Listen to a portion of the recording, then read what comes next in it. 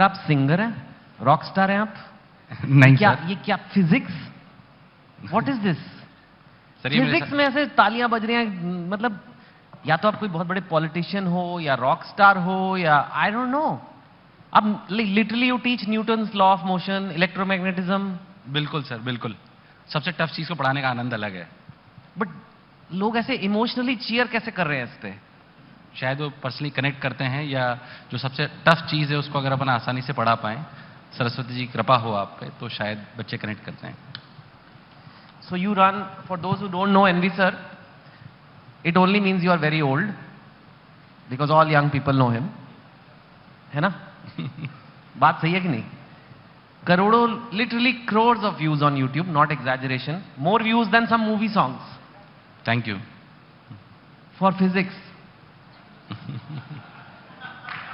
I don't know. I don't know whether to feel disturbed or feel happy for my country. पर ये हो क्या रहा है बच्चों को कि फिजिक्स में मजे ले रहे हैं? सर एक्चुअली क्या है कि मुझे फिजिक्स से व्यक्तिगत रूप से बहुत डर लगता था जब मैं आईआईटी की तैयारी कर रहा था।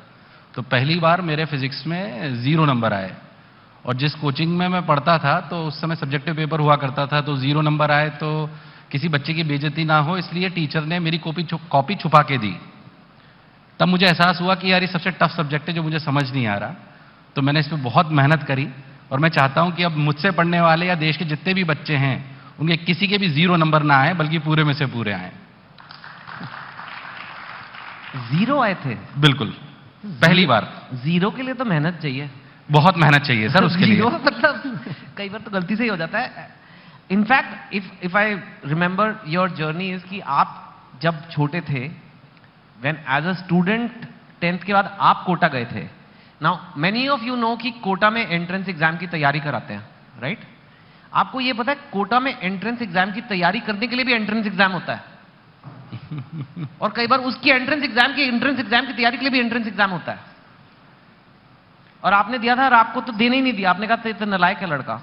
हाँ, कुछ ऐसा हुआ था कि शायद ये नहीं कर पाएगा, ऐसा फादर को बोला गया। मैं कोटा से ही हूँ, वहीं से पला बड़ा हूँ, तो मेरी पैदाइश भी वहीं की है, सौभाग्य की बात है। पर जब पहली बार गया तो मैं इस मंच के माध्यम से सभी लोगों को, जो टीचर्स कभी कभी सोचते हैं कि सिर्फ हमें उन बच्चों की तरफ ध्यान देना चाहिए जो हमें पहली दृष्टि में लायक लगते हैं, पर एक अध्यापक का, एक शिक्षाविद का कार्य ये होना चाहिए कि वह एवरेज बच्चे से भी सितारा निकाल सके। अगर हम ये नहीं कर सकते तो हमें शिक्षाविद खुद को कहलाने का कोई अधिकार नहीं है।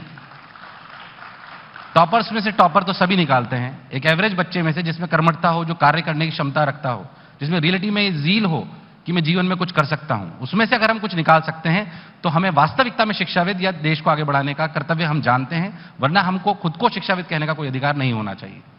जी, तो ये एक इंस्टीट्यूट था, उसका नाम आप नहीं लेना चाहते जी, लेकिन गूगल करें तो मिल जाएगा।